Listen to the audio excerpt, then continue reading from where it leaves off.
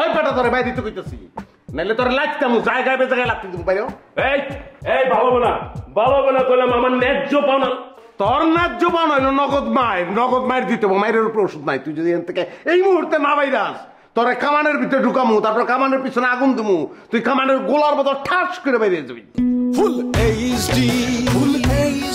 এটা কোন আলাপ আলোচনার মাধ্যমে আমরা যে জিনিসটি বুঝতে পারলাম সেটি অত্যন্ত লজ্জাজনক, অত্যন্ত হতাশাজনক, অত্যন্ত দুঃখজনক। মানে যেই মহিলা আপনার শাশুড়ি হওয়ার কথা ছিল, সেই মহিলাটি আপনার ভাগ্যের দোষে বা একটা দুর্ঘটনার মধ্য দিয়ে সে আপনার স্ত্রী হয়ে গেছে। চিচি চিচি টেনে যেটি রে ভাই, টেনে যেটি, এবং কলঙ্কজনক। আপনার কপাল ভালো, ইউটিউবওয়ালারা যদি জানতে পারে যে সমাজে এরকম একটি ঘটনা ঘটেছে একটি লোকের ক্ষেত্রে, তারা কিন্তু সেটিকে সংবাদ হিসেবে পরিবেশন করবে। আপনার কাছে ভিডিও চাওয়ার জন্য আসতে পারে এবং লেখা থাকবে যে 18 বছরের নিচে কেউ দেখবেন না। আপনি তো আরো বেঁচে গেছেন যে আপনি একটা সেলিব্রিটি না। হ্যাঁ, তাহলে তো ভাইরাল হয়ে যেত ভাই। না, যার হওয়ার কথা ছিল শাশুড়ি, সে হয়ে গেছে বউ। হ্যাঁ, আর যার আপনার বউ হওয়ার কথা ছিল সে হয়ে সম্পর্কের মধ্যে এমন একটা বেড়াচারা লাগছে রে ভাই, দুর্ভাগ্যজনক। একটি বুড়ি বেটি যে আপনার শাশুড়ি হওয়ার কথা ছিল সে এখন আপনার বউ। ভাই এখন এই বুড়া বেডে লইয়া যদি আমার সংসার করণ লাগে, আমার বউ গেছে আমার ব্যাংকের সব ব্যালেন্স এই বুড়া বেডে আপনার অ্যাকাউন্টে দিয়ে দিচ্ছে। আচ্ছা, আপনি আমার একটা কথা উত্তর দেন। হ্যাঁ, আমি বুঝতে পারছি যে আপনি একটা ব্ল্যাকমেলিং এর শিকার হয়েছেন। হ্যাঁ, এবং আপনার ড্রাইভার এবং আপনার শ্বশুরবাড়ির লোকজন একটা কারসাজি করেছে। কারসাজি করে আপনার রুমের ভিতরে মিস জরিনাকে ঢুকে বাইরে থেকে তালা মারি দিচ্ছে। হ্যাঁ, তারপরে ঝামেলাটা হয়ে গেছে, আপনি ব্ল্যাকমেলিং এর মধ্যে পড়ে গেছেন এবং আপনি বাধ্য হয়েছেন আপনার হবু যাই হোক মিস জরিনাকে বিবাহ করতে। হ্যাঁ, করে ফেলেছেন বুঝলাম, কিন্তু এখন তাকে তালাক দিয়া একটা লাথি দিয়ে বাইর করে দেন না কেরে আপনি?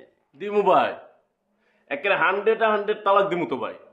মগর আপনি আমার কথা নেন, ওই যে টাকাটা, মানে ওই যে আমার যে 1 কোটি টাকা এই পুরা বেটি আপনার অ্যাকাউন্টে ট্রান্সফার করে দিয়েছে, এটা আপনি আমার ফেরত দিবেন ভাই। বুঝ জ্বালছি ভাই, বুঝ জ্বালছি তো আপনি সিফাই করছেন।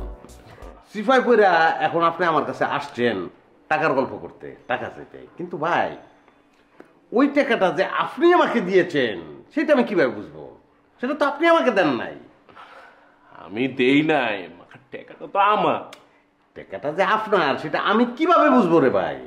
ভাই আপনি তো সবই জানেন। হ্যাঁ, আপনার অ্যাকাউন্টের যে টাকা গেছে এই টাকা আমার টাকা ভাই। আমি হরেন দয়াল কেমন মানুষ সেটা আপনারা সবাই জানেন, মিডিয়ার লোকজন সবাই জানে। অনেকদিন আমি এই জায়গায় আছি, আমি একটা সরল মানুষ, নিজ মুখে বলতে হয় না, আমি একটা সৎ মানুষ, আমি দাবি করি সেটা।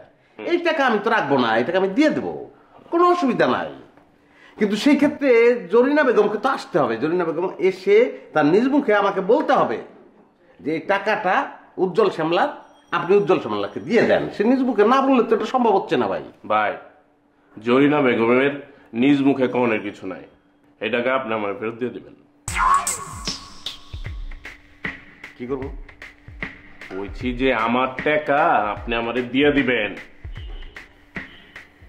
না রে ভাই, ঠিক আছে রে ভাই, আপনার টিয়ানা আসলে ওই বুড়ি বেটির সংসার, তার স্বামী যে আপনি হয়েছেন এটাই আপনার কপাল, আপনার কপালে এটাই আছিল। আমি কইতাছি যে আমার টাকা আপনি আমাদের দিয়ে দিবেন।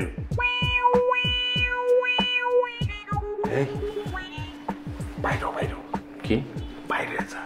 কোন ওই বেটা তোরে ভাই দিতে কইতেছি, নাইলে তোরে লাগতাম জায়গায় বেজায় লাগতে দিব বাইরে। এই এই ভালো না কইলাম আমার ন্যায্য পাওনা।